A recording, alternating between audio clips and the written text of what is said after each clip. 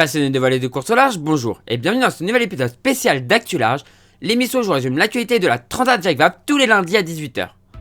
Aujourd'hui, on va parler du coup de la Transat Jacques Vabre où on connaît maintenant tous les vainqueurs des 4 classes et c'est super intéressant. Je voulais juste revenir sur une petite polémique qui est née il y a pas longtemps là, qui est de dire que le fait qu'un Ocean 50 soit arrivé avant un ultime, c'est pas normal. Moi je pense l'inverse, je pense tout l'inverse. Je pense que tant que les ultimes sont en course, les Ocean 50, on parle de la course, Dès que les ultimes arrivent, c'est fini, on parle plus de la course. Donc justement, moi je serais pour que les ultimes aient un parcours qui fasse qu'ils arrivent un peu derrière toutes les autres classes quoi. Et justement ça serait un gage pour faire parler de toutes les classes et qu'on n'arrête pas de parler de la course une fois que les ultimes sont arrivés. Parce que là c'est le cas, on parle pas assez des classes 40. Les classes 40, il y a eu une bataille monstre. C'était génial les classes 40 et on en a pas parlé. On n'en parle pas assez. Les IMOCA c'était intéressant aussi. Mais on en a pas assez parlé. Parce que les ultimes étaient arrivés tout simplement. Donc voilà, je suis pas d'accord, c'est Gilles Damarvan qui disait que c'était pas tout à fait normal. Je lui en veux pas pour ce qu'il a dit, hein, c'est un avis, il a son avis. Mais je trouve ça un peu dommage, voilà. Du coup je vous rappelle que si vous voulez rien louper des prochaines vidéos, n'hésitez pas à vous abonner et à activer la petite cloche de notification.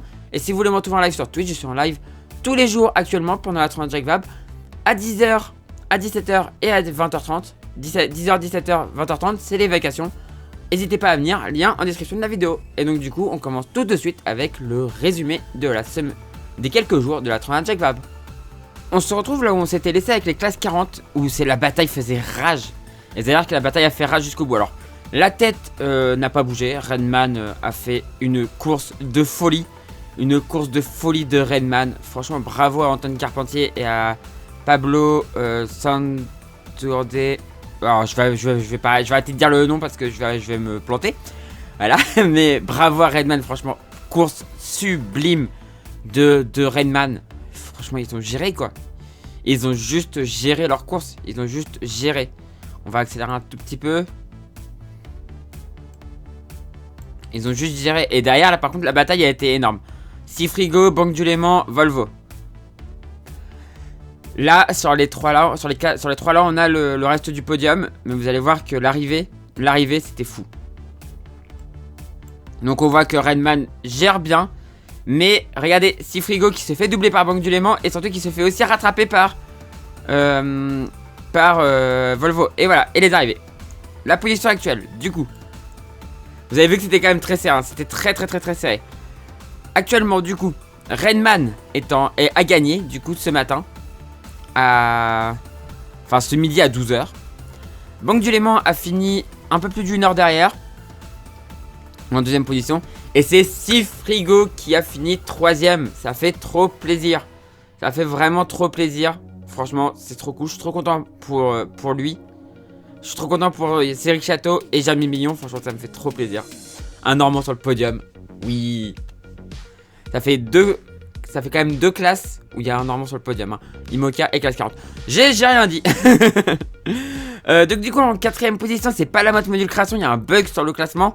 C'est bien évidemment Volvo.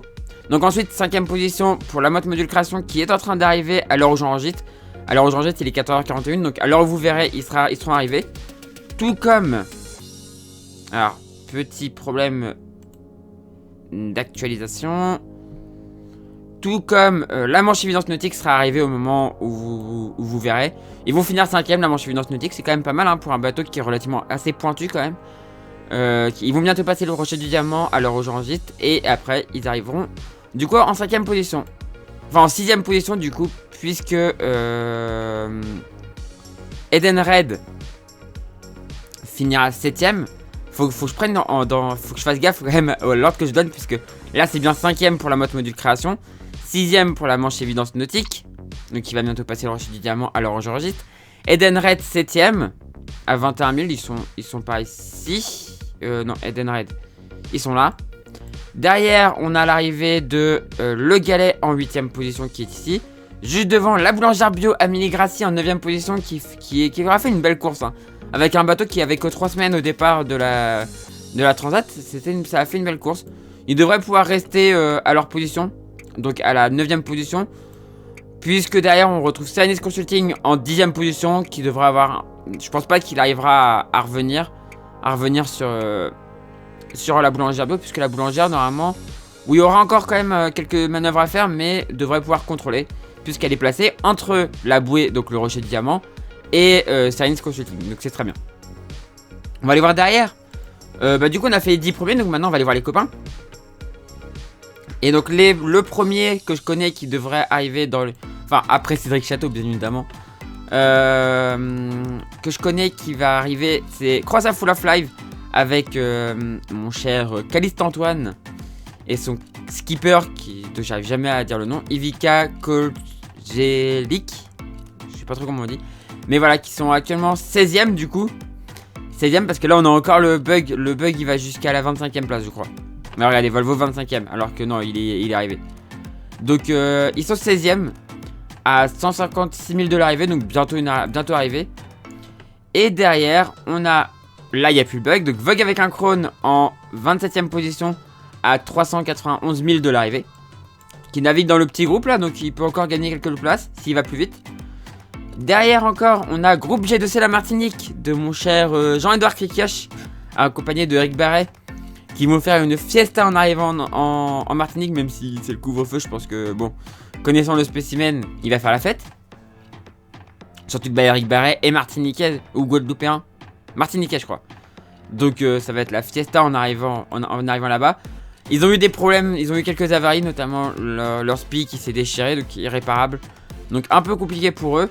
Et enfin, on a Terre Exotique en 43ème position, du coup dernière position, à 1259 000 de l'arrivée.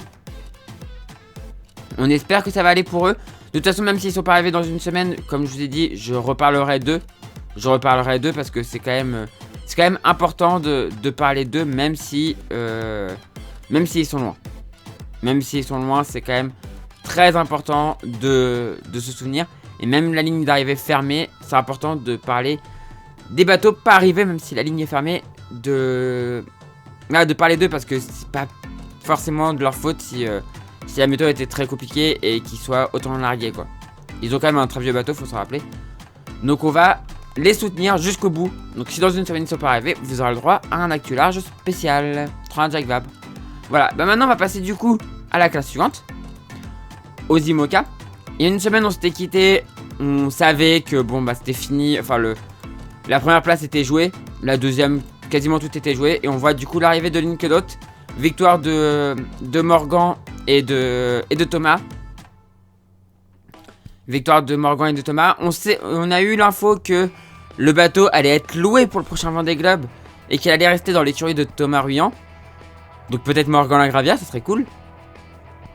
Et derrière, on voit du coup Apivia qui arrive à garder sa deuxième place devant Charal qui finit 3ème.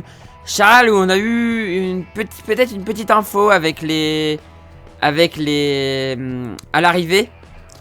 En gros, il y a eu un petit sourire entre donc voilà, Apivia est arrivé deuxième. Il y a eu un petit sourire entre Jeremy Bayou et Christopher Pratt quand on a parlé de la vente du bateau.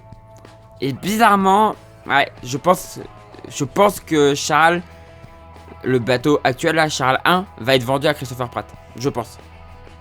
Je le pense clairement. J'ai pas l'info sûre. Pour un autre, j'ai l'info sûre, mais j'ai pas le droit de vous la donner. Mais pour un autre bateau. Mais celle-là, j'ai pas l'info sûre, mais je pense. Je pense clairement que le bateau va être vendu à Christopher. Derrière, on a Arca Paprec qui va résister au retour assez fou de Initiative Cœur. On va voir ça tout de suite. Et ça va finir en un peu plus de 20 minutes entre les deux. Voilà. Alors l'arrivée, comme d'habitude, ça lag un peu, mais bon, c'est pas très grave. Hop. Et donc l'arrivée de Arkea qui résiste du coup au retour d'Initiative Cœur et qui va du coup finir 4ème. 4ème devant Initiative Cœur 5ème. Voilà. Vous voyez l'arrivée qui a été très rapide. Prismian Group qui arrive 6ème. Suivi par Fortinet 7ème.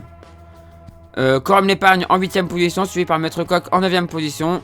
Nexence arrive 10ème. Et on va regarder les autres arrivées derrière. Hein. Voilà, Groupe Apicil finit 11e. MACSF finit 12e. Ilvan Orlosim Team Malama finit 13e. Alors, on va faire une petite pause parce que là j'arrive plus à suivre. Parce que les arrivées sont très proches. Hein. Donc Ilvan Orlosim Team Malama finit 13e du coup. Et donc derrière on a l'arrivée de Costume Lantana Paysage en 14e place. Time for Ocean 15e. L'ami Kaline 16e. Compagnie du Legility à l'heure où j'enregistre est en train d'arriver. On va zoomer un peu dessus. Donc compagnie du Legility est en train d'arriver à l'heure où j'enregistre.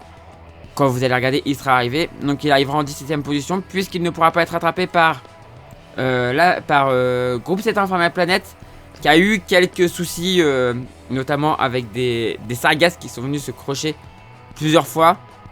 Assez souvent d'ailleurs. Dans ses appendices. Donc pas mal freiné. Et donc du coup grosse distance mise par compagnie du Legility. Et donc du coup une 18e place pour Groupe 7-1. C'est pas très compliqué maintenant, c'est le tour, il n'y a plus trop de stratégie.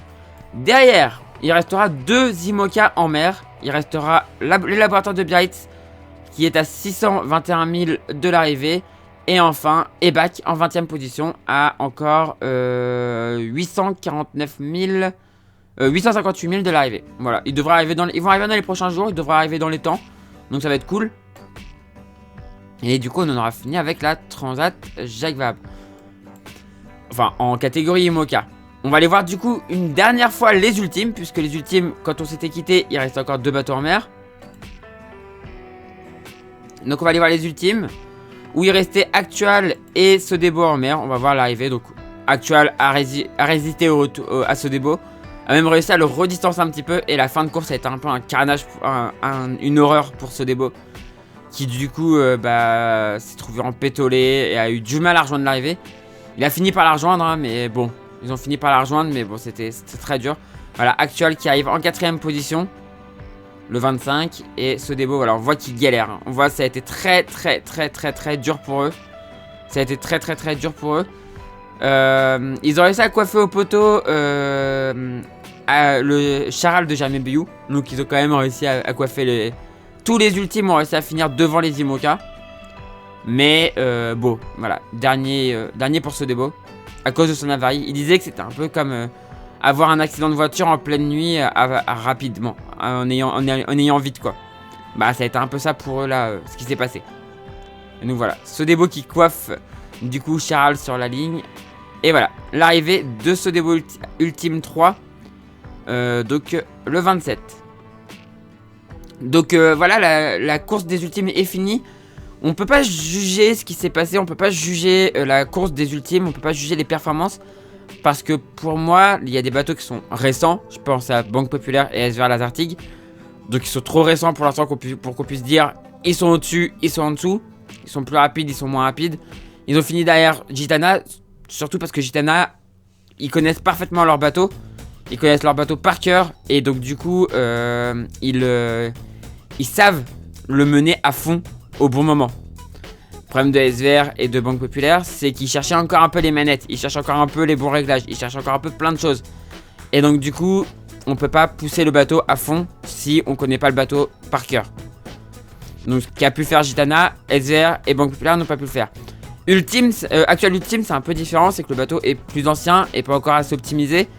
Mais j'ai eu des infos par laquelle le bateau va être optimisé aérodynamiquement et hydrodynamiquement. Donc le bateau devrait gagner encore en performance et donc peut-être se rapprocher un petit peu des autres. Et enfin Sodebo, l'avarie a fait que ils étaient loin.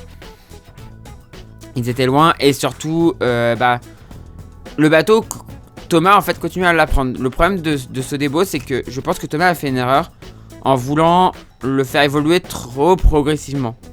Je pense que Thomas aurait dû partir directement sur une version volante dès 2019. Et là, il aurait connu son bateau par cœur. Et là, il pourrait peut-être faire des très bonnes performances. Le problème, c'est que Thomas a attendu peut-être un peu trop longtemps avant de passer sur un bateau abouti. Avant de bien aboutir son bateau comme il le souhaitait. Et donc, là, ça se voit un petit peu, quoi. Ça se sent un petit peu. Du coup, cette année, il a eu les safrans relevables. Enfin, les safrans relevables. Il a eu plein de choses qui font que bah ouais, il réapprend encore un peu son bateau. Et justement, quand on réapprend trop souvent son bateau, bah on peut pas être très performant, je pense. C'est mon avis, mais voilà. Bah du coup, on en a fini avec la transat Jacques Vabre et on passe tout de suite à la outro. Voilà, j'espère que cette vidéo vous a plu. On fait le petit point comme d'habitude. Je vous le redis, hein. Si vous connaissez du monde qui a une entreprise qui pourrait sponsoriser des bateaux, n'hésitez pas. Il y a Nicolas Lunven, Christopher Pratt, même si j'ai des gros doutes. Il y a Paul Meillat, il y a Yann Eliès et j'en oublie un. Les 5 premiers de toute façon, sur les 5 premiers bateaux. Morgan Lagravière, voilà. Même si Morgan Lagravière, j'ai aussi un doute, voilà, tout simplement. Mais sur les 5 premiers bateaux, les 5 co-skippers cherchent des sponsors pour la Transat Jacques Vabre, pour le Vendée Globe, pardon. Donc si vous connaissez du monde, n'hésitez pas à en parler autour de vous, en parler à des chefs d'entreprise. Si vous connaissez quelqu'un qui connaît quelqu'un, on n'hésite pas à en parler pour aider un maximum ces skippers à trouver des budgets. Parce que je leur souhaite de tout mon cœur, je leur souhaite de trouver des budgets pour le prochain Vendée Globe. Ils le méritent fortement, voilà. Du coup, c'est la fin de cette vidéo. Si ça vous a plu, on fait briller le pouce en l'air et on n'hésite pas à s'abonner pour ne pas rater des prochaines vidéos. Du coup, je vous dis à la prochaine pour une prochaine vidéo sur la chaîne Toria ou pour un live sur Twitch. Et du coup, ciao tout le monde, ciao ciao ciao.